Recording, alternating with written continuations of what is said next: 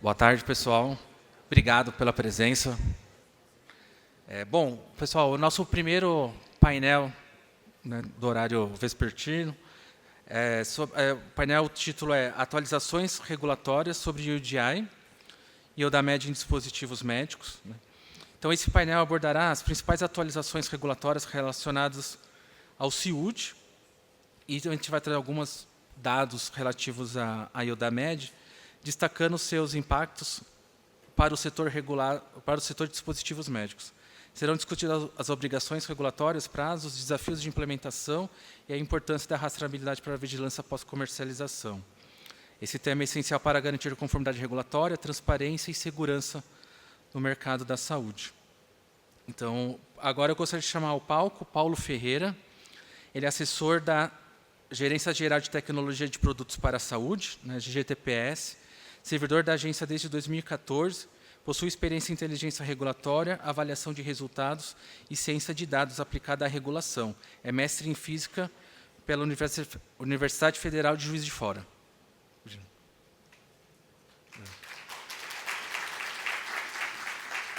Obrigado. Agora eu chamo a Sandra Lopes Pereira, responsável pelo setor de saúde na GS1 Brasil, farmacêutica com mais de 15 anos de experiência, atua na promoção de padrões para transformação digital, rastreabilidade e eficiência na cadeia da saúde.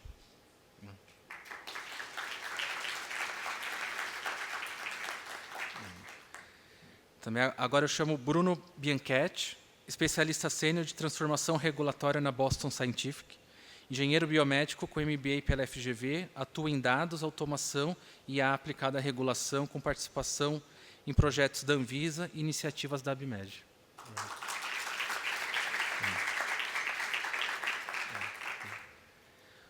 Para a moderação, eu convido a Mariana Braga, supervisora de assuntos regulatórios da BD, farmacêutica bioquímica pela USP, com pós-graduação em gestão de negócios, possui experiência na área regulatória de dispositivos médicos.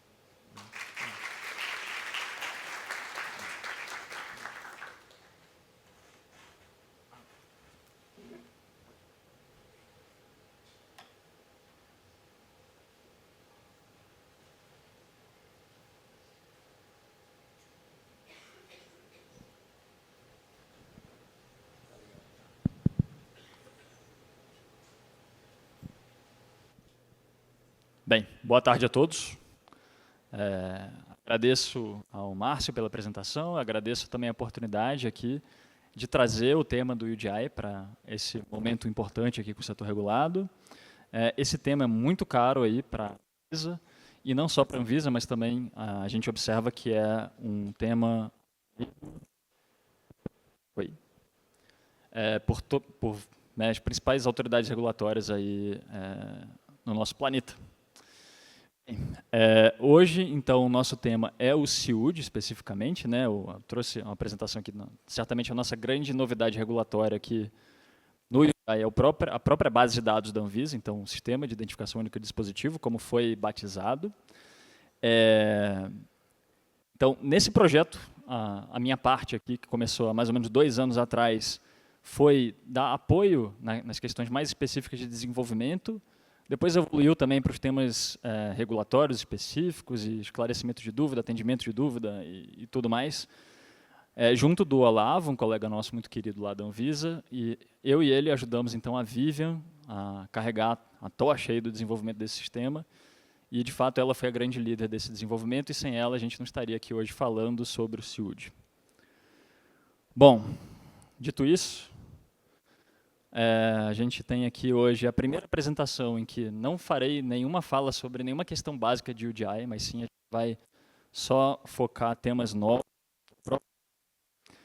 E, além disso, também estou começando por onde normalmente estava o final das apresentações, que é a questão dos prazos, certo? Então, sem dúvida, essa parte do regulamento é que trouxe mais dúvidas, né, que a gente respondeu nos últimos 2 anos. A questão dos prazos está essencialmente definida no artigo 5º da RDC 591, que também é, com certeza, a parte do regulamento que eu mais li até hoje. E de tanto ler, eu acredito que já entendo qual era a intenção dos colegas que escreveram originalmente essa peça, que era, no final das contas, dar previsibilidade às etapas que viriam a ser, né, desenvolvidas na implementação do UDI no Brasil. Porque se você olhar lá, o que é definido são os intervalos de tempo para cada classe de risco. Então, não vou dizer como era antes, mas como está agora, sempre para a classe 4, 3 anos e meio, para a classe 3, 4 anos, para a classe 2, 5 anos e para a classe 1, 6 anos, certo? Então, independente de que obrigação tivesse vindo a vigorar, então já havia, a ideia era que já houvesse uma clareza, seria... Vou trocar de microfone. Tá falhando.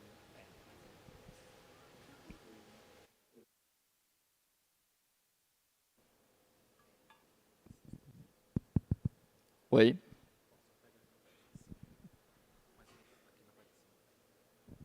Sim? Pronto. Beleza. Bem, então, seguindo, o que nós temos hoje aqui é a primeira apresentação feita, de fato, com as datas absolutamente definidas e com toda essa parte do regulamento já em vigor. Então, a nossa grande novidade ali foi a Instrução Normativa 426, né, que fez aí que oficializou a disponibilização do CIUD. Ela entrou em vigência, então, no dia 1º de março de 2026, e a partir dessa data, então, passam a contar os prazos para a obrigatoriedade de envio de dados ao CIUD, certo?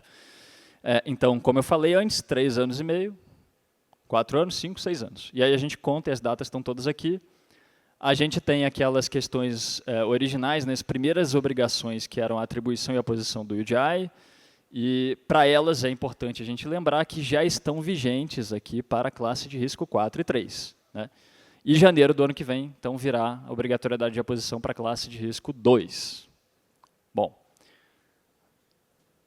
E falando um pouco mais sobre esse novo marco, né, essa nova referência temporal, a própria vigência da IN 426, é importante a gente falar novamente qual era o propósito dessa instrução. E, de fato, ela era voltada para estabelecer aquelas regras mais básicas de operação do sistema, né, como datas que não eram definidas pela RDC 591 e alguns procedimentos mais específicos. Então, vamos ler aqui rapidinho, estabelecer o marco que eu acabei de falar, definir conceitos no contexto da base de dados UDI, tem algumas operações, nomes e coisas que a instrução ela define, dispor sobre alguns prazos no contexto da própria operação, né?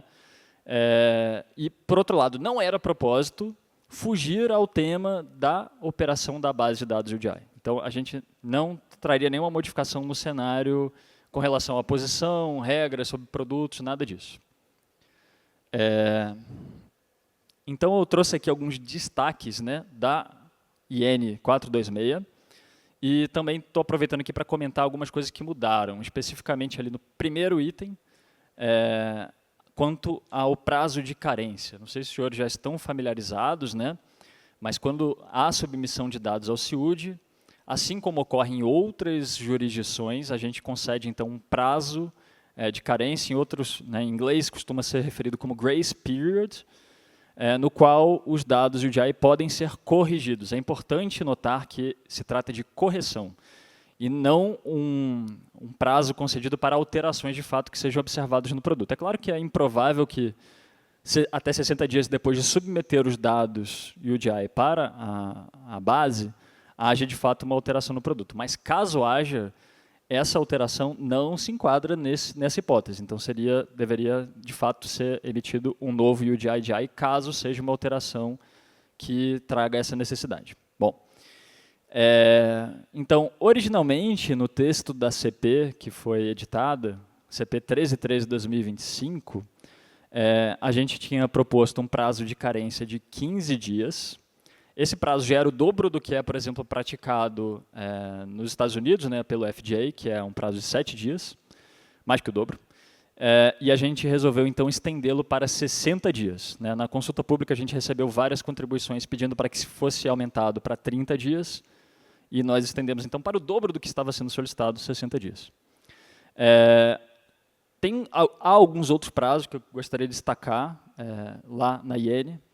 Todos os prazos, além desse daqui, são de 30 dias, que são para algumas operações específicas, como a substituição do EDI. Essa operação de substituição é quando você tem uma alteração do dispositivo que enseja a necessidade de criação de novo UDI, então você vai efetivamente substituir o anterior associado àquele dispositivo para o novo.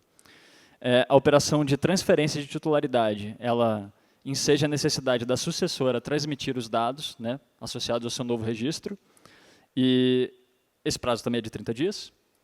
E para informar a descontinuação de um determinado dispositivo, então também é uma operação obrigatória e a gente concede 30 dias para que essa operação seja feita. Um outro ponto importante que eu gostaria de trazer o destaque aqui é a questão da suspensão a qualquer momento e por prazo indeterminado de transmissão de dados UDI para determinados tipos de produtos. Essa suspensão ela é dada por nome técnico, e ela foi criada, conforme diz a IN, para preservar a operação da base de dados UDI. A gente observou, pela experiência de outras jurisdições, que haviam algumas classes de produto que, pelas regras de emissão dos códigos identificadores, a volumetria gerada, ela não, digamos que a carga que ela impõe num sistema, ela não é baixo o suficiente a ponto que justifique os benefícios trazidos pela existência da base. Então, se a gente agrega uma volumetria enorme na base de dados, o que acontece é que nas operações de busca, eventualmente, quando o sistema estiver em operação, o sistema vai ficar extremamente lento e talvez até em algum momento inviável. Por esse motivo, esse dispositivo foi incluído no normativo, certo? Outras jurisdições, aproveitando aqui o tema que a gente está comentando sobre também paralelo com a EU da média, eles trouxeram outras soluções, certo? E soluções que não eram exatamente alinhadas com o que os documentos do IMDRF apontavam sobre UDI. Então, nesse sentido, a solução que a Anvisa trouxe foi simplesmente suspender, né, certamente, eu imagino que os produtos que sejam suspensos, dificilmente, em algum momento, a gente reverterá essa suspensão, tá? Mas caso sejam suspensos, a gente não vai estar ainda assim, ou melhor, caso a gente suspenda a suspensão e eles se tornam novamente obrigatórios de envio, a gente não vai estar com isso inovando em nada do que é feito nos documentos dos guias do IMDRF sobre UDI. Bom, eu gostaria também de compartilhar aqui com vocês, eu não sei se vocês já encontraram esse endereço no portal da Anvisa. A gente está construindo, né, já é uma promessa desde o evento de lançamento lá do CIUD, do UDI no Brasil, em junho do ano passado, trazer mais informações sobre o tema UDI. Claro que essa divulgação de materiais, ela de alguma forma compete com a necessidade de gestão do próprio sistema e, como vocês bem sabem, a Anvisa não dispõe de pessoal assim, em volume, em quantidade abastada para lidar com todas as demandas que são sobre ela depositadas. Mas, enfim, o material está em construção, então lá no site da Anvisa vocês podem consultar, né, no topo esquerdo, tem naquele menuzinho de hambúrguer que tem aqui na esquerda, você vê em produtos para a saúde, sim, a gente, infelizmente, aqui ainda carrega em vários lugares o nome antigo, né, a gente tem trabalhado também para atualizar para as novas definições conforme nossos regulamentos de dispositivo médico, mas em muitos lugares os senhores e senhoras ainda encontrarão a nomenclatura produto para a saúde e no nome da nossa área, GGTPS, ainda está essa nomenclatura e também no site da Anvisa. Enfim, work in progress. Então, aqui nesse endereço, produtos para a saúde, assuntos produtos para a saúde e UDI, Sistema de Identificação Única de Dispositivos Médicos, vocês vão encontrar uma página com informações atualizadas aqui, semanalmente, mensalmente, sobre o tema. Aqui, como o nosso tema é CIUD, né, então nessa página, quando vocês acessarem ela, se rolar para baixo lá, vocês vão encontrar dois ícones, um que é o CIUD, onde vai estar aqui a documentação específica do CIUD, e também a lista de tipos de dispositivos médicos com transmissão suspensa. No momento, essa lista conta apenas com as lentes de contato, e possivelmente ela será expandida, mas ainda não temos, nesse momento, novidades sobre isso. Ao acessar, então, a página do material do CIUD, vocês vão encontrar, rolando para baixo novamente, aqui a parte onde está o manual de uso do CIUD. Tá? Então, a versão atual ela foi publicada logo depois da vigência da IN 426, e aqui está um QR Code aqui para facilitar o acesso, caso vocês desejem aproveitar a oportunidade aqui. Um outro comentário que eu quero fazer sobre isso é: vocês não devem ter encontrado o link para acessar o CIUD em quase nenhum lugar, exceto no próprio manual. Isso é de propósito. Então, a gente queria que realmente o manual do sistema fosse lido antes que qualquer operação fosse tentada. Tá? Então, hoje já não é a mesma realidade, já há um outro lugar onde encontrar no site da Anvisa esse link para o sistema, mas, por desenho, ele estava disponível apenas aqui no manual mesmo de operação do sistema. Certo. Então, vamos dar uma olhada aqui rapidinho. Não é o propósito aqui de demonstrar o sistema, né, nesse momento, embora eu vou trazer aqui uma dica sobre isso. Mas quando você entrar lá, encontrou lá dentro do manual, no manual do CIUD, rolou um pouco para baixo, agora na página 6 aqui, vocês vão ver o link de acesso ao sistema e ele vai apresentar essa tela para vocês. Esse quadradinho vermelho aqui é onde começa a jornada no CIUD. Tá? O link de baixo, esse acesso de baixo por nome de usuário e senha, ele é destinado aos usuários terceiros indicados pelos detentores para representá-los na submissão de dados, caso assim desejem. Bom, e aí, ao entrar, né, clicar ali naquela parte de cima, você vai ser apresentado com essencialmente a mesma tela de login dos sistemas da Anvisa, solicita e tudo mais, e o acesso deve ser feito dessa forma. E a seguir, a gente vai ver o que eu vou chamar de a reclamação número 1 do CIUD até agora. Tá? A gente tem um volume considerável de pessoas que tentaram acessar o sistema e não conseguiram. Quando você acessa ali aquela tela, não aparece o CNPJ da sua empresa para você escolher e interagir com o CIUD.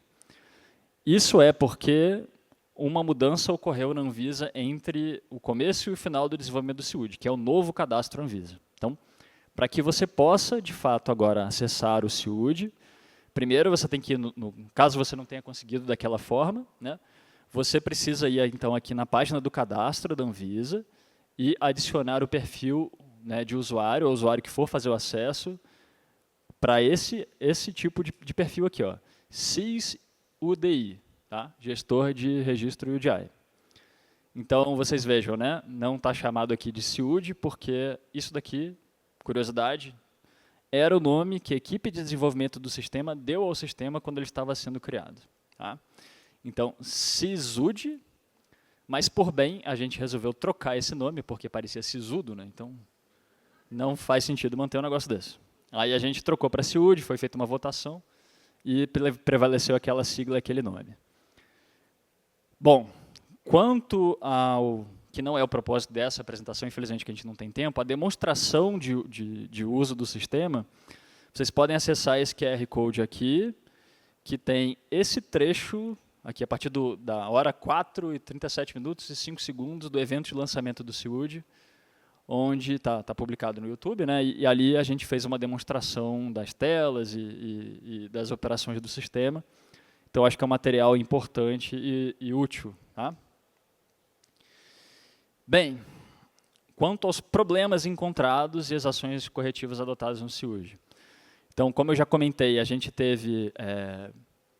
essa daqui é a reclamação número 1, né, as pessoas tentando acessar e não conseguindo acessar pelas suas empresas.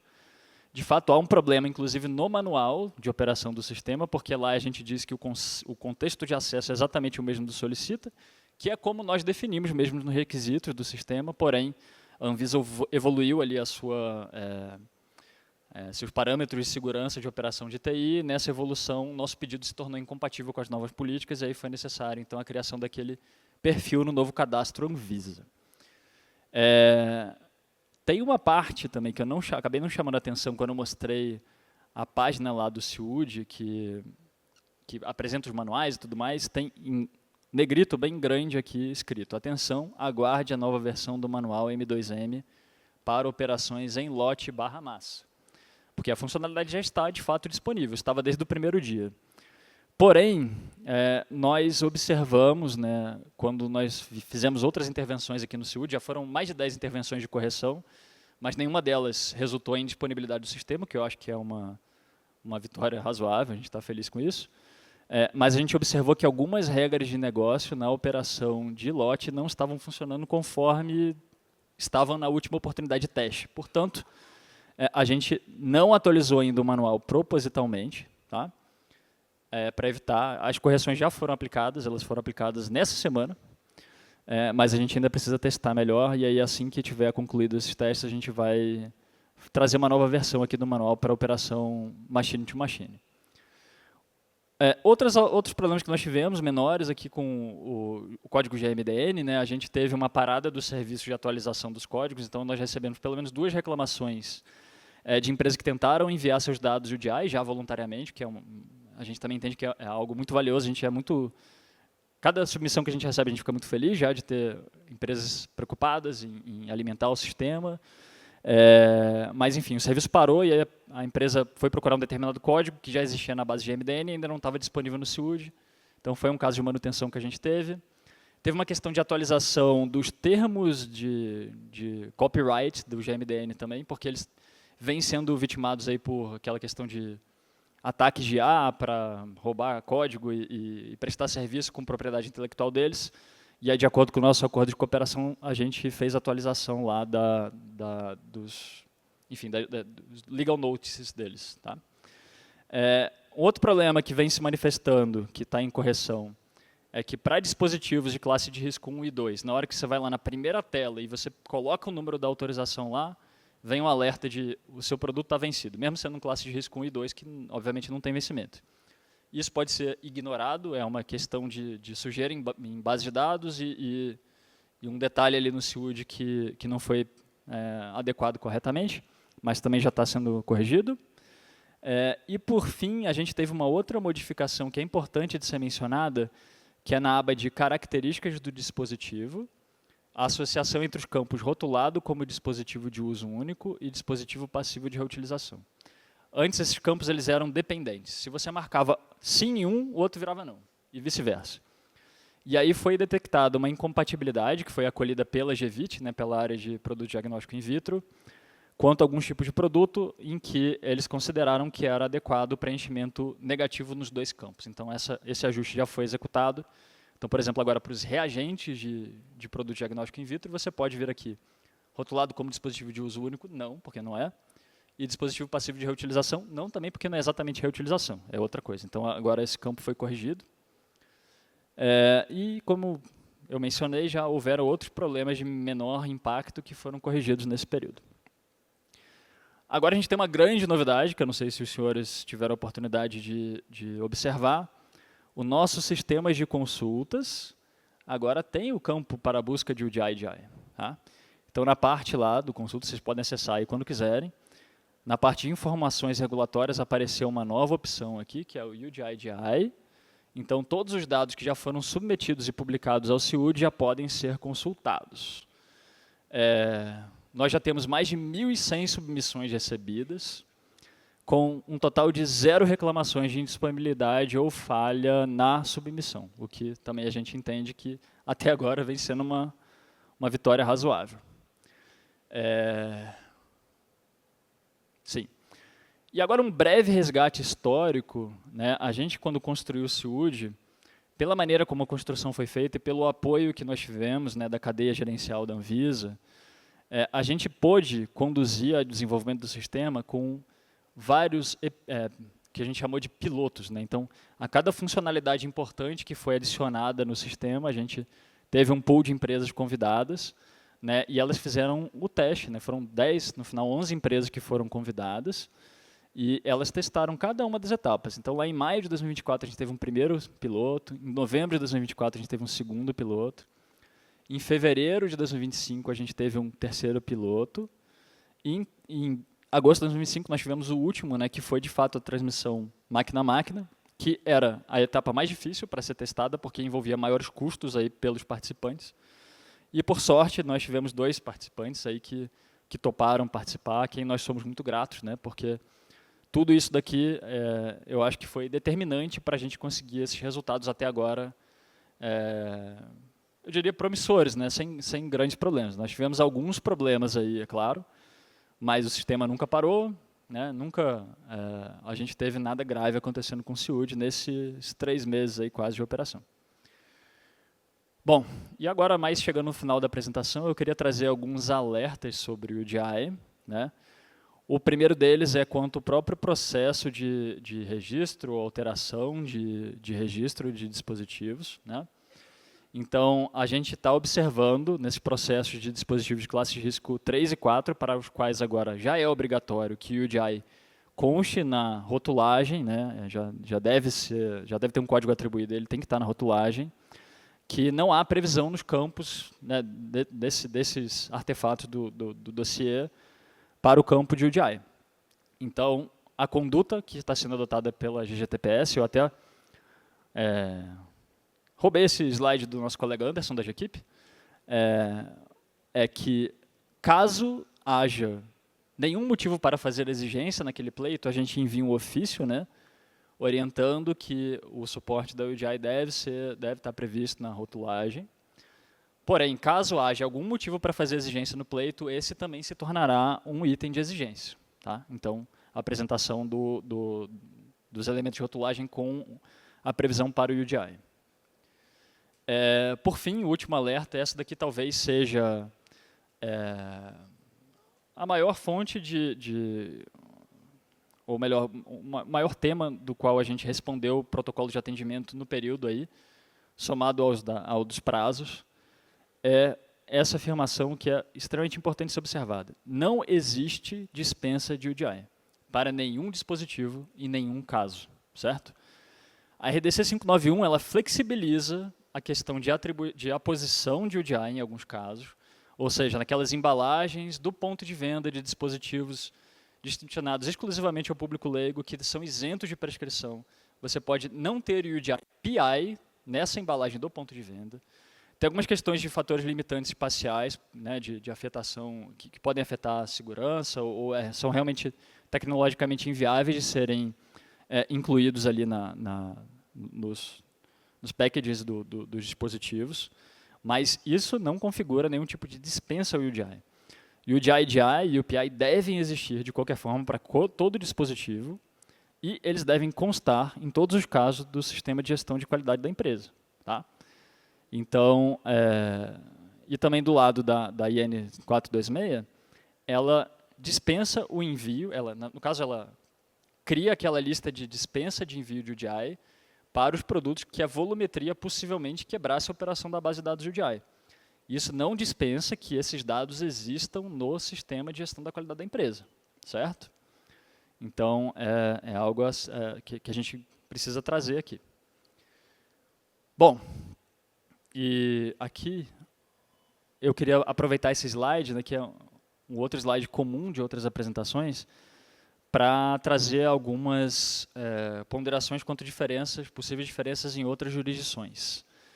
No Brasil, o processo de regularização ele começa pela submissão, né, do seu dossiê técnico lá para análise pelo DataVisa. Isso estou dizendo do registro de notificação. Apenas depois que você tem o seu registro e a sua notificação, fica viável transmitir os dados para a base de dados UDI. Ela pode ser feita pelo formulário web, né, ou pode ser feita em massa nessa estrutura aqui que a gente adotou, nesse padrão de estruturação chamado HL7, da HL7, chamado FHIR. Essa é uma primeira diferença, né, a questão da cronologia. A gente tem conhecimento, por exemplo, que na Austrália é possível você fazer um envio de dados de UDI antes, você pode até como fabricante legal do produto, não sendo o que eles chamam de sponsor, né, o nosso importador aqui, o próprio fabricante ele pode independentemente enviar os dados de UDI dos produtos deles. Então, essa é uma diferença significativa e deve ser observada em outras jurisdições. Quanto à estruturação na submissão em massa, aqui no Brasil a gente adotou o HL7, FHIR, enquanto que os documentos do IMDRF e outros sistemas em vigor, como, por exemplo, o sistema australiano e o próprio Good ID do FDA, eles adotam outro padrão da HL7 chamado SPL. Tá? Então, essa é uma diferença. Os dados em si, que são exigidos em todas as bases de dados UDI, elas são extremamente semelhantes entre si, mas não são iguais. Eu acho que não tem nenhuma jurisdição que seja exatamente igual a outra. Isso, infelizmente, é uma realidade, né? Por mais que todos os esforços tenham sido depreendidos aí para que a gente conseguisse essa harmonização total. Isso não foi possível. Ainda quanto ao HL7 Fire, há um segundo e talvez até mais importante motivo da gente tê-lo adotado, que é a questão da integração com a Rede Nacional de Dados em Saúde, do Ministério da Saúde. Então, esse foi um grande motivador da escolha pela adoção do HL7 Fire aqui no CIUD. E, por fim, eu acho que é isso. Acho que quanto às dissimilaridades, né, que eu gostaria de apontar nesse processo, elas já estão comentadas. Dito isso, eu agradeço a atenção dos senhores e espero que essa apresentação tenha sido útil aí para a compreensão do nosso CIUD. Muito obrigado.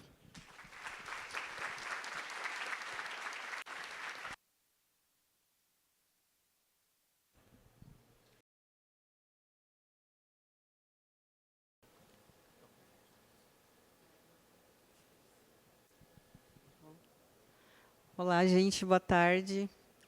Um prazer estar aqui. Obrigada, Abimed, pelo convite, Márcio e toda a equipe.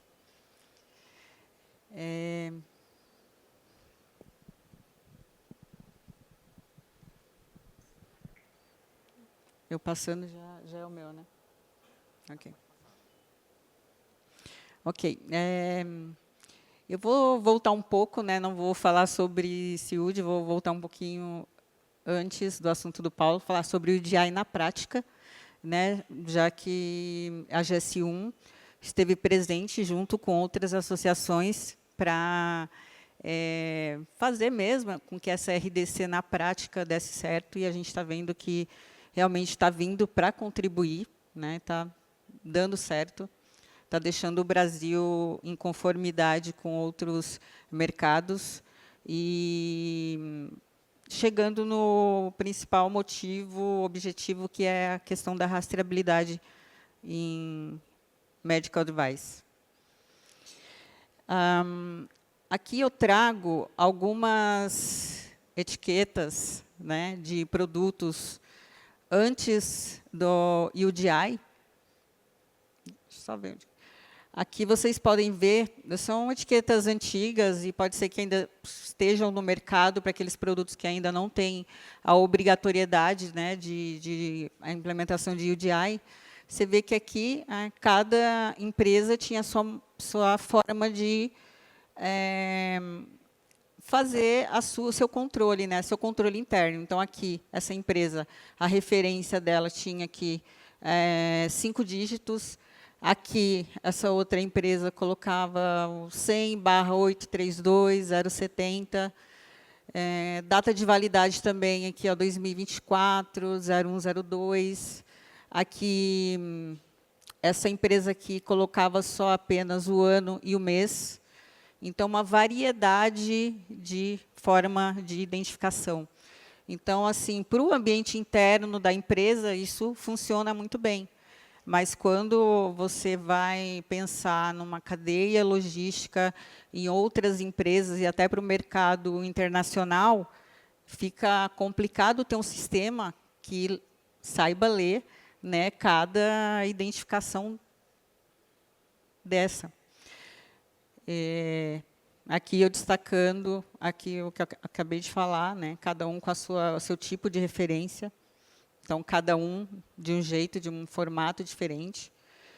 E o Unique Device Identification, ali eu destaquei Unique, exatamente quer dizer que é um formato único, né, de demonstrar essas mesmas informações que eu mostrei aqui e trazer para um formato que seja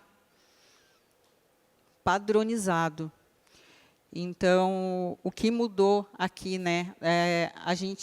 A Anvisa, ela não pediu nada novo, digamos assim, que talvez vocês já estivessem acostumados a trabalhar no dia a dia de vocês, como questão de validade, a questão do lote, ou, dependendo da empresa, número de serial. Apenas... Muitos de vocês já tinham o GTIN também, né, que é esse número aqui.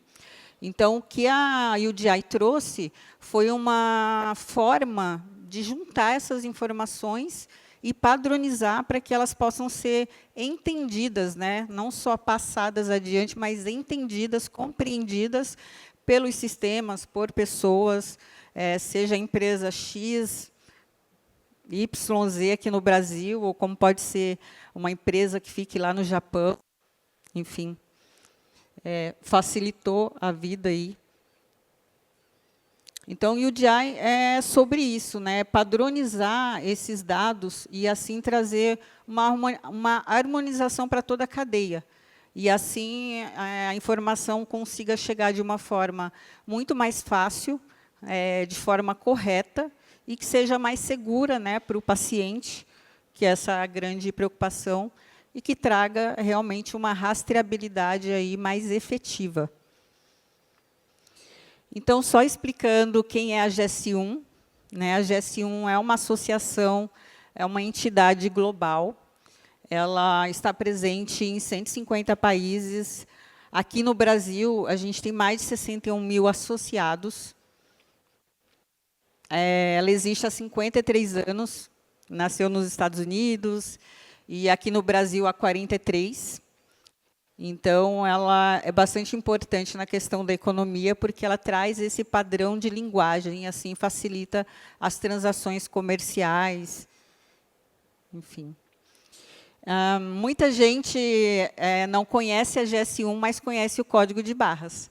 Então, é bem comum falar, eu trabalho na GS1. Todo mundo olha assim para mim e vai, código de barras. Aí todo mundo, conheço. Então, aqui é o código de barras, né, é o mais conhecido. E aqui, passei para frente, quero voltar, meu Deus. Aqui. Aqui é a representação do código de barras. Então, muita gente também conhece como EAN, ou GTIM. O GTIM, ele é esse número que está aqui. Esse é o número que vai compor o UDI-DI. E o EAN é o código de barras, é a representação do código.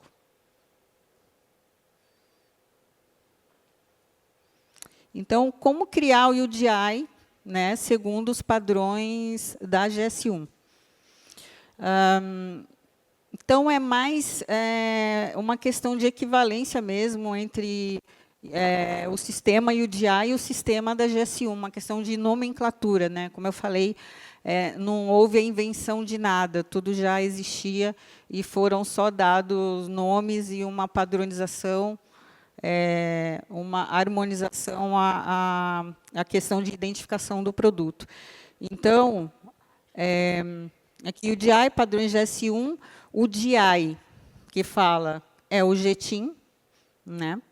O PI, que é a parte variável, né, de produção. Na GS1, a gente chama de identificador de aplicação, isso é bem importante, eu vou comentar logo mais à frente. Juntando esses dois, forma-se o UDI. Aqui, a mesma coisa. Aqui, o que eu trago aqui nesse slide, é o que a gente teve, digamos que mais dúvidas na GS1, porque a gente também está aqui para ajudar todos vocês. E a gente teve bastante dúvida com relação onde que eu devo aplicar o UDI, né? Então, fala na RDC, a questão de que tem que aplicar em todos os níveis de embalagem, e as pessoas ficam com muita dúvida. Aqui eu trouxe para quem quiser acessar, tem um QR Code, que são as regras de alocação, para você saber como criar um GTIM novo e, logicamente, um UDI. Então, essa unidade aqui ela vai ter um UDI, se ela for vendida unitariamente. Se eu fizer um produto que venham 3 seringas, ele vai conter um outro GTIM, ou seja, um outro UDI. Aqui, com 8, também um novo GTIM, um novo UDI. Isso é muito importante para a cadeia logística, porque imagina o distribuidor que está comprando, ele saber a quantidade que vem, né, para ele se preparar. Então, na cadeia logística, para o distribuidor, até para um hospital, na hora de passar, saber do que ele está falando, se ele está falando de uma unidade, de 3, de 8, então isso é bem importante, e se vocês quiserem acessar, estão aqui as regras de alocação de GTIM. Então, só para reforçar aqui, mudou o tipo de produto que você vai disponibilizar para venda no mercado, é um novo GTIM, você tem que aplicar o novo UDI. Então, a gente falou até agora de todas as informações que precisam ter, a gente viu que não tem nada novo, né? Data de validade, lote, apenas a questão da identificação, que, em vez de utilizar uma referência interna, foi substituída pelo GTIM, que também não é algo novo, que é algo que já tem, geralmente, no produto.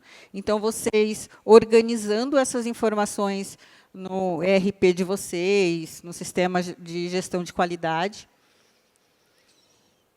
aí sim vocês vão fazer a escolha do código de barras. Então, a Anvisa ela dá essas duas opções, e as duas opções são padrão GS1. Aqui também é algo que a gente tem recebido também uma certa frequência de dúvidas, porque quando a pessoa ela vai escolher esse código, existe no mercado o Code 128, Data Matrix, enfim, e não é padrão GS1.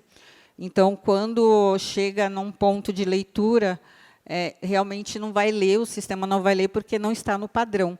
Então, uma atenção aqui é bem importante, então tem que ser GS1 128 ou GS1 Data Matrix. A diferença dos dois, aí cada um, fica a critério de cada um escolher, né, o que melhor se encaixa ao seu cenário, ao seu produto. Aqui o linear, ele, digamos que ele é mais fácil de ser lido, porque os aparelhos, os scanners que estão aí no mercado, eles já estão aptos para fazer essa leitura de código linear. O código 2D, ou bidimensional, que a gente chama, que aqui é o GS1 Data Matrix, ele já precisa de um scanner um pouco diferente, que tem a capacidade de ler imagens, né? Uma questão aqui interessante é que esse símbolo aqui, ele pega bem pouco espaço da embalagem, então, dependendo do produto, se vocês não têm um espaço para colocar, né, muito grande na embalagem, é preferível que vocês escolham o GS1 Data Matrix, que, além dele ser bem menor, ele cabe mais informações, muito mais. Aqui, quanto mais informações você vai colocando no GS1 128, ele vai aumentando aqui, ó. Então, você colocar, aqui tem o GTIM, você vai colocando lote, validade, ele vai aumentando. O GS1 Data Matrix, não. Então, aí cada um leva para a sua própria realidade. Se for frasco, por exemplo, o GS1 Data Matrix é muito mais recomendado. Aqui é só para mostrar, porque muita gente confunde ainda, né, o GS1 Data Matrix com o QR Code. São bem parecidos, mas quando você coloca um lado a lado, é diferente, os dois têm também aplicações diferentes. O GS1 Data Matrix ele foi, digamos que, escolhido, elegido isso há muito tempo atrás, para ser o código oficial do setor de saúde, porque a forma como que as informações estão estruturadas dentro desse código, elas são mais fáceis de fazer leitura. Ele também é um código muito mais fácil de ler, se o aparelho consegue fazer a leitura de imagem. Mesmo que tenha um dano aqui, né, um pouco de dano, mesmo assim, ainda é possível fazer a leitura. Então, esse é um código eleito aí para a área da saúde. O QR Code também, a gente tem o QR Code padrão GS1, mas esse aqui é muito mais voltado para o consumidor final, digamos, que você quer passar alguma mensagem, ele pode, com o celular, acessar. Nada impede que numa embalagem existam os dois. só que, se existirem os dois na mesma embalagem, você tem que sinalizar que aqui é o do UDI. Aqui é o código, segundo a RDC. É isso, Paulo? Aqui também é bem legal, a GS1 ela disponibiliza esse aplicativo, vocês podem acessar. Ele faz uma leitura aí do seu código para ver se está no padrão correto. Só vale mencionar que ele apenas avalia as informações, ele não avalia a imagem. Para avaliação de imagem, vocês podem enviar para a GS1. A gente tem uma equipe lá só para fazer a validação, né, se vocês precisarem. A gente está aqui para realmente ajudar. Então, a gente tem um aparelho calibrado, enfim, vocês podem mandar amostras e a gente faz essa leitura, emite laudo, e aí sim vocês vão ter a garantia de que o código está no padrão, a imagem em si. Esse aplicativo, ele verifica apenas as informações que estão contidas aqui dentro, mas já é uma grande ajuda. Então, aqui é meio que um resumo do que eu falei, né? Então, se você já tem as suas informações, né, você já fez a organização dessas informações, você escolhe o código e aí você aplica. Mas é muito importante que vocês façam essa organização assim, com bastante tranquilidade, mesmo que tenha um tempo aí de que vocês podem ir lá e ainda, né, mexer no CIUD, mudar. É interessante que vocês já façam, né, certinho desde o início, não tenha esse retrabalho. Aqui só uma outra questão, uma dúvida que geralmente aparece, eu acabei de lembrar, tem esse zerinho aqui na frente, né? Geralmente, quando você vê o código de barra, ele não tem, é 789, 790, esses 3 números quer dizer que é do Brasil, uma curiosidade.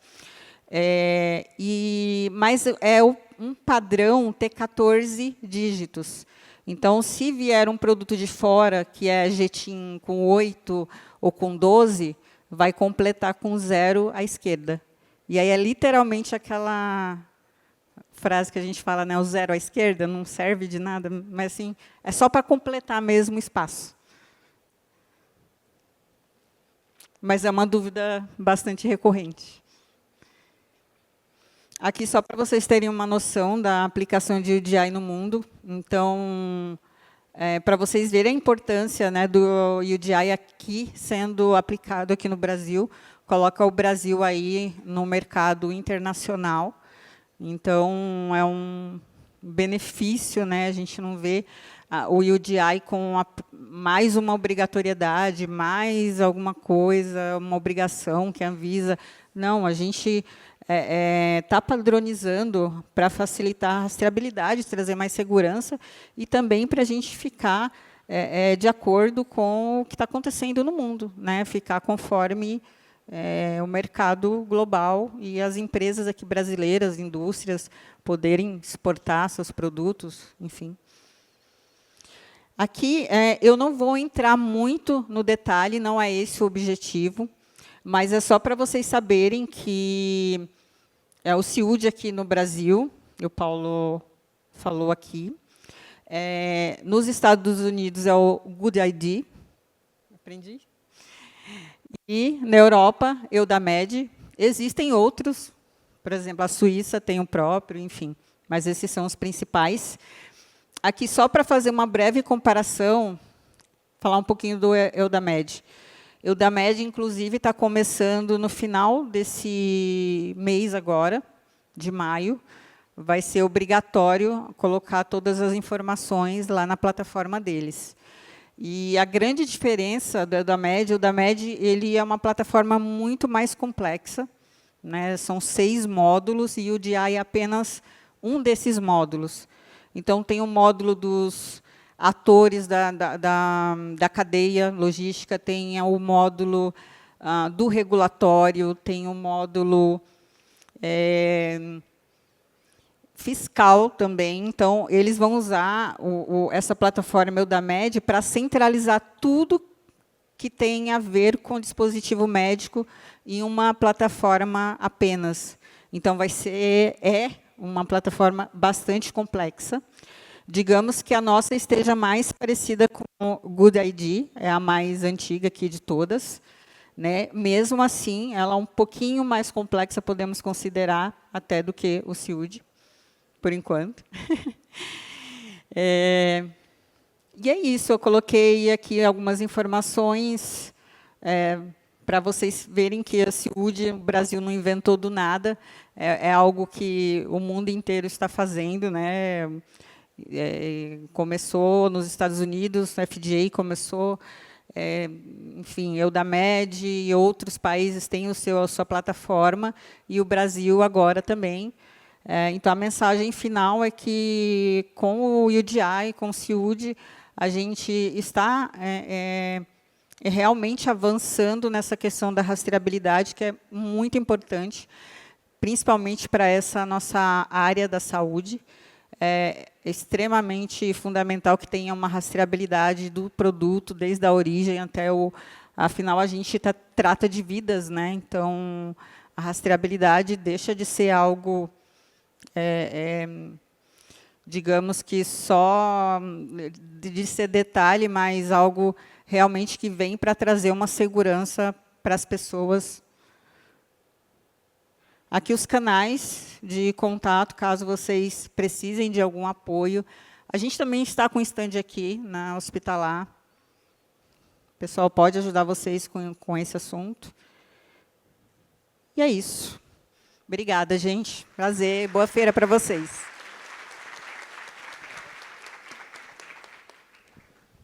Bom, boa tarde. Primeiramente, agradecer ao Paulo e à Sandra pelas apresentações muito boas, esclarecedoras, a presença do Bruno e ao Márcio pela oportunidade. Bom, já que o Paulo falou bastante dos 4 pilotos que teve, eu queria perguntar para o Bruno, a primeira pergunta, em relação do ponto de vista da indústria, você como participou dos 4 pilotos, quais os principais desafios do ponto de vista da indústria para transmitir os dados para a CIUD e quais os aprendizados para você compartilhar com a gente? Perfeito. Bom, acho que os desafios principais, eles vêm antes mesmo da etapa da transmissão em si, né, da adaptação ao sistema, e muito mais em toda a preparação que a gente precisa fazer para chegar com os dados prontos, né, completos, corretos e transmissíveis ao sistema, né? Então, lógico, por ser um sistema novo, vai existir toda uma adaptação da indústria, né, mas é um desafio praticamente temporário, né, que a gente vai ter o nosso tempo para se adaptar, a Anvisa vai encontrar, né, os troubleshoots aí que o Paulo mostrou, e isso vai ser corrigido. Mas eu diria que o desafio maior vai ser transformar o que hoje é simplesmente um código, né, que está no label, para uma estrutura de dados com atributos específicos a serem transmitidos para o sistema, né? Então, acho que o primeiro ponto em cima disso é pensar, eu tenho tudo mapeado, né? Todos os UDIs, DIs da minha empresa estão devidamente mapeados, considerando todas as configurações, todas as versões, níveis de embalagem. Então, isso eu diria que é essencial para a empresa garantir que tudo vai ser transmitido dentro do prazo estabelecido na IN. Além disso, né, pensar no desafio da qualidade dos dados. Né, quando a gente olha para todos os atributos que a Anvisa pede, a gente percebe que aqui esses atributos não vão ser só utilizados para uso interno, né? Vai ser uma base de dados públicas usada por diversos atores, né? A gente está falando aqui dos reguladores, da própria indústria, cadeia logística, serviços de saúde. Então, vai precisar de uma qualidade de dados como se fosse realmente a fonte da verdade, né, para toda a indústria. Então, o trabalho, né, em cima de garantir que a informação esteja correta, ele vai ser essencial para a empresa. E aí, um parênteses aqui, é que algumas empresas elas já trabalham, né, em outras jurisdições, em outros mercados, principalmente empresas estrangeiras que trabalham no mercado europeu ou mercado americano, por exemplo. Já existe, né, tanto do ponto de vista do label, já existe o UDI no produto, e provavelmente já existe também uma base de dados, né, porque a Sandra até comentou que a Eudamed já está virando obrigatório para todos os produtos. Então, em cima disso, parece que é uma vantagem, né, já ter a base de dados praticamente pronta, mas ainda assim não vai ser um simples copia e cola, né, vai ainda precisar de um trabalho muito robusto da empresa, identificar o que precisa ser adaptado, né, qual campo a Anvisa está pedindo de forma adicional. Até gosto do exemplo do látex, porque parece que o GURA-ID é uma pergunta negativa, né, e a gente fez a pergunta contém látex, que é muito mais simples, né, mas não dá para simplesmente pegar a informação do GURA-ID e colar na nossa base. Né, então, esse é um outro ponto da qualidade e garantir que a gente está transformando para aquilo que a Anvisa realmente está pedindo. Lógico que a gente vai ter o suporte dos manuais, né, e acho que também como para as empresas que não trabalham nessas, não tem essa base de dados pronta, por não estar nos mercados com essas jurisdições já obrigatórias, é também uma oportunidade de criar uma base, né, com um norte muito claro, né, e mobilizar realmente as áreas da empresa para criar uma estrutura de dados que faça muito sentido para esse desafio. E, lógico, e aí talvez entra na próxima questão, que é a gestão da mudança. Né? Então, esse dado, ele é um dado que não dá simplesmente para se transmitir e deixar no sistema. Né? Então, existem vários mecanismos, né, decorrentes aí de diversos cenários que a gente pode acabar presenciando, né? Por exemplo, transferência de titularidade, ou alguma correção por algum erro, ou inativação mesmo do próprio registro.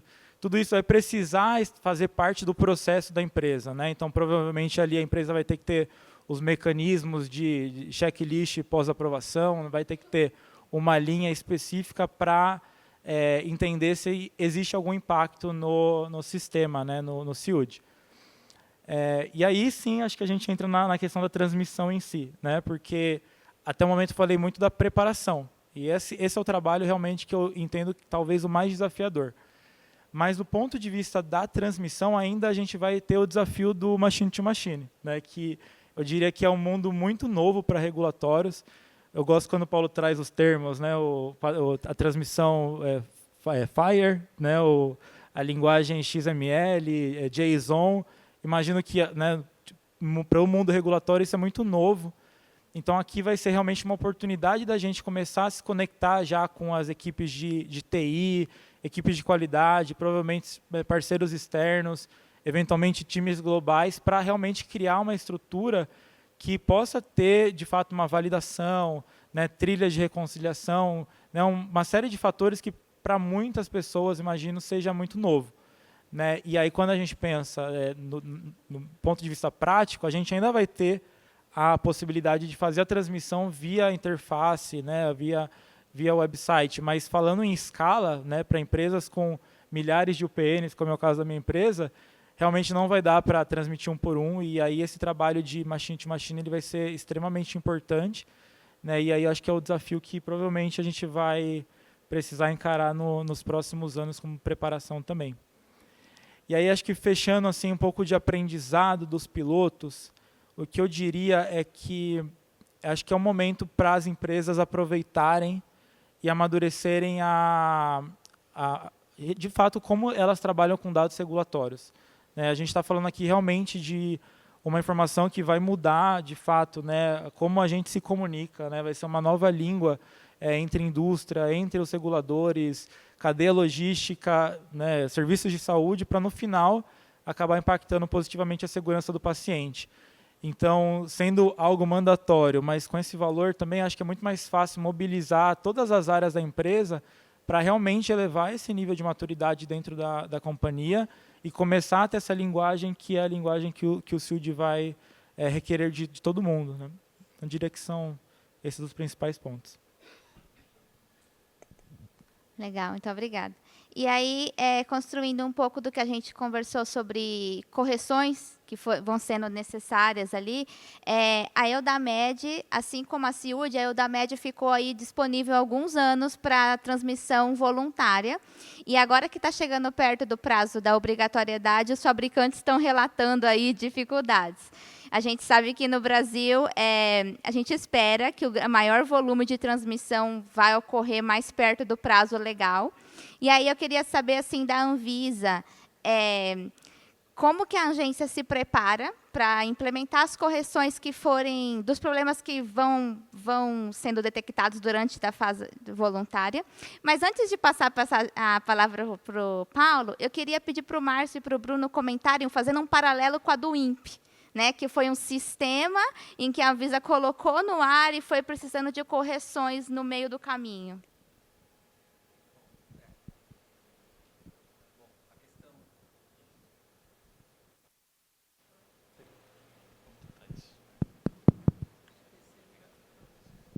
Bom, a questão da do INPE, né, que acaba sendo um sistema integrado, né, então são vários, tem um dono, né, a Receita, mas tem outros que coordenam e dependem dos dados, né, então foi um sistema meio complexo, né, enfim, considero pouco tempo de adaptação, né, a gente tem, porque está envolvido catálogo de produtos, que a gente teve atributos que foram mudando da noite para o dia, né, sem prévia comunicação, e aí, depois de muitas dores, né, foi feito um protocolo para que fosse comunicado previamente, né, então tem o sistema, embora hoje o CIUD seja obrigatório, né, desde o final de abril, mas ainda está inacabado, né, porque ainda a gente tem a do INPE, né, então a do INPE, por exemplo, eu falei, desculpa, a do INPE, por exemplo, a Anvisa hoje não tem dados, tipo um Power BI, né? Ela não consegue extrair um Power BI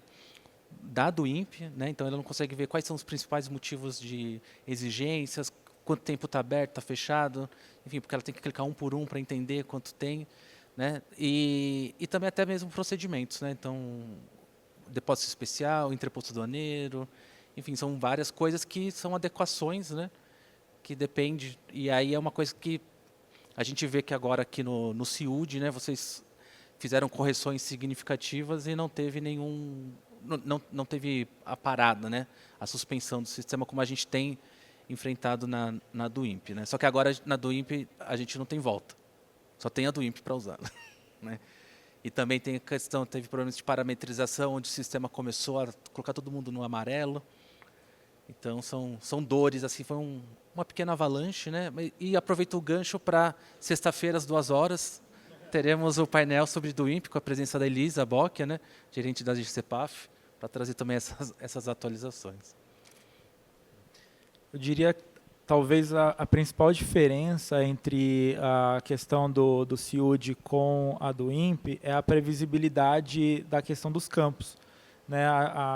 O ponto da do INPE foi que a gente não pôde trabalhar naquilo justamente que eu comentei de aprendizado, né? de trabalhar em algo um pouco mais estruturado dentro da empresa, que pudesse fazer essa transmissão de uma forma muito mais tranquila, né?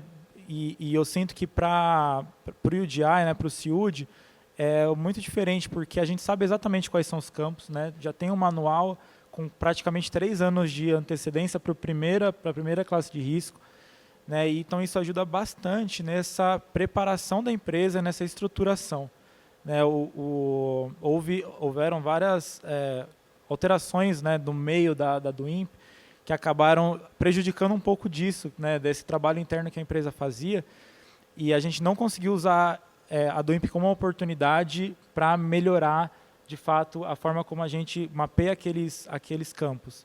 Então, eu diria que com o UDI, né, nesse trabalho com o CIUD, vai ser um pouco diferente, justamente pelo tempo, mas pela previsibilidade. E o que ajudou muito foi o trabalho também no piloto, né, que o piloto ele permitiu com que a gente trouxesse algumas preocupações que a gente tinha com alguns campos, né, a gente trabalhasse junto à Anvisa com contribuições, né, de campos que poderiam não ser necessariamente obrigatórios, né, talvez opcionais, porque possivelmente as empresas teriam alguma dificuldade para mapear os valores daquele campo. Então, realmente, é por isso que eu valorizo muito, né, tanto a questão dos pilotos quanto todo esse prazo, porque realmente é um momento que a gente consegue olhar para dentro e consegue trabalhar nas estruturas que a gente precisa para poder atender aos requisitos que estão sendo pedidos, né, nessa etapa para o UDI. Bem, em primeiro lugar, agradeço o comparativo favorável, né, com o CIUD. De outro lado, como servidor da Anvisa, infelizmente eu nem tenho argumentos para defender aqui a do INPE, porque a gente não tem tempo nem de acompanhar o que acontece na GGTPS como um todo, que dirá das outras áreas, mas acho que são desafios um pouco diferentes. Diria que se a gente fosse comparar o CIUD com a do INPE, talvez seria o comparativo da gente receber PI a cada produção, né, porque você teria todo o volume de produção passando e o sistema associado à importação seria nesse sentido. Para nossa felicidade, esse sistema todo foi montado para uma submissão que pode sim ela ser reiterada por algum motivo de correção ou alteração do produto ou transferência de titularidade, mas é algo mais parecido com o registro, que você submete uma vez, né, uma coisa continuada associada à produção e à venda dos produtos. Respondendo especificamente à pergunta, como a gente se prepara, muito sinceramente, da melhor maneira que a gente pode, né?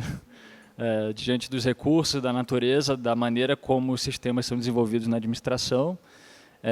Claro, a gente pediu, né, quando o sistema ficou pronto, na verdade o CIUD ele foi acolhido, a gente não pode reclamar, ele foi acolhido com muito carinho e atenção pela a estrutura de gestão da Anvisa, foi um projeto priorizado. A gente teve deslocada para a gente uma equipe de TI e desenvolvimento que é muito boa dentro das equipes que a gente tem. Agora, dito isso, percalços acontecem, né? Por exemplo, o nosso desenvolvedor líder, durante o projeto, ele pediu demissão antes do projeto terminar. Isso, no contexto de contratação do serviço público, é gravíssimo, porque a gente não consegue repor um profissional facilmente, né, desse contrato. Mas assim, a gente brigou muito para ter, na negociação pós-lançamento do sistema, para que se garantisse um atendimento priorizado e a manutenção das pessoas que participaram mesmo do desenvolvimento do sistema no suporte técnico continuado. Nós garantimos um apoio nesse sentido por alguns meses, certo? Então, a gente realmente depende para que os melhores resultados sejam alcançados, que de fato o setor use o sistema o mais rápido possível.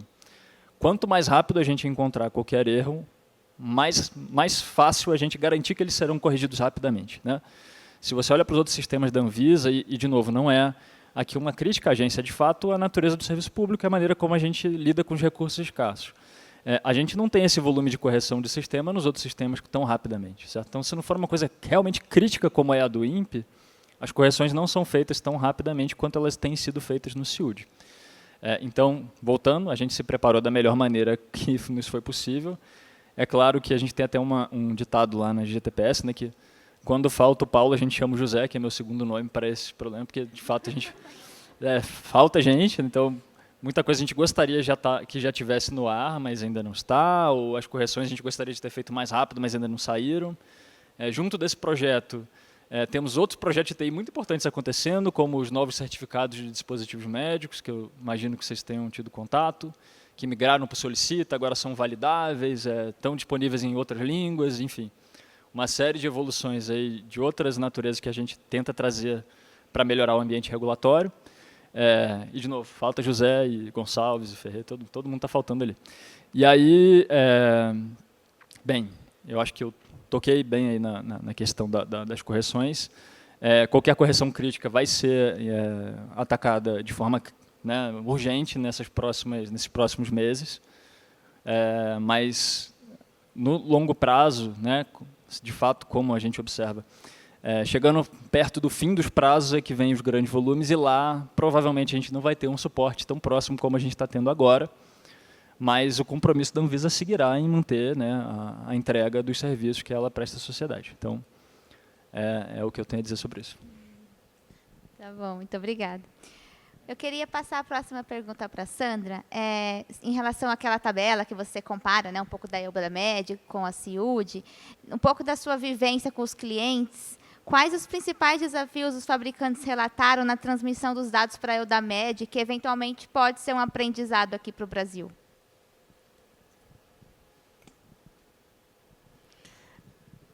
Bom, primeiro que, como eu comentei, o Eudamed é bem diferente do CIUD, né? Muito mais complexo. Então, as dificuldades que eles estão enfrentando, eu conversei com algumas EMOs, como a gente chama, outras GS1s lá da Europa, também a dos Estados Unidos, até para entender o tipo de desafios que eles têm detectados. Para a Eudamed, por incrível que pareça, a gente acha que é só a gente aqui que deixa tudo para a última hora, mas eles estão relatando que o prazo está chegando e, diferente do CIUD, que é por classe, do UDI, né, que é por classe, o da MED não, você vai ter que colocar lá todas as classes, todos os produtos de uma única vez.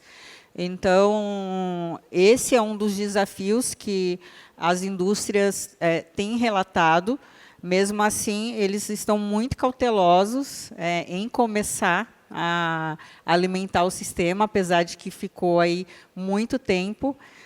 E o desafio do Eudamed especificamente é por eles ter muitos módulos para ser preenchidos, além do UDI, né? Mas como aprendizado, a gente trazer aqui mais para o nosso mundo aqui do CIUD, é realmente o que o Paulo falou, que é importantíssimo, mesmo que ainda não seja obrigatório, já ir utilizando a plataforma, até para eles detectarem possíveis erros, e aí já conseguir, né, corrigir até quando realmente entrar aí a obrigatoriedade, que é o que a Eudamed não teve tanto assim de acessos. Então, acho que eles vão ter bastante desafios nesse sentido. Então, o desafio é que não está tendo tantos cadastros, tantos registros. Eles estão muito cautelosos, as indústrias, mas por isso, porque eles precisam completar muitos módulos, né? Não só do UDI, mas de certificações, cadastrar todos os elos da cadeia, questões regulatórias, enfim, tudo vai ser concentrado lá, então são muito mais informações, mas é isso, quanto antes começar, melhor aproveitar esse tempo que a gente tem aí para utilizar a ferramenta, e acaba ajudando a Anvisa e ajudando a indústria, né, nos ajudando também. E eu, como GS1, também, porque a gente acaba recebendo muitas das dúvidas. Então, por favor, comecem a cadastrar lá os produtos. Temos tempo para mais última? Então, a última pergunta que eu queria endereçar para a Anvisa, um tema meio polêmico, dos produtos que são regularizados no Brasil por mais de um detentor, que é uma realidade do mercado, né? Está bem claro na regulamentação que a responsabilidade pela acuracidade dos dados transmitidos na CIUD é do detentor, do registro da notificação. E aí, como fica no caso dos produtos que têm mais de um detentor? Então, já está previsto no manual que aquele primeiro detentor que vincular o seu registro, aquele UDI, ele vai transmitir os dados, e os próximos detentores daquele mesmo produto, eles só vão poder trocar as informações relativas à regularização, né? O número do registro, o saque, etc. Mas, se tiver alguma informação divergente no processo de regularização, ele não pode trocar. Então, a minha pergunta é, como que a agência vai trocar nesses casos que a informação disponível nos processos de regularização são diferentes, que podem levar algum dado incorreto para a CIUD? É uma pergunta polêmica, de fato, mas eu acredito que ela é muito importante. Então, uma excelente pergunta.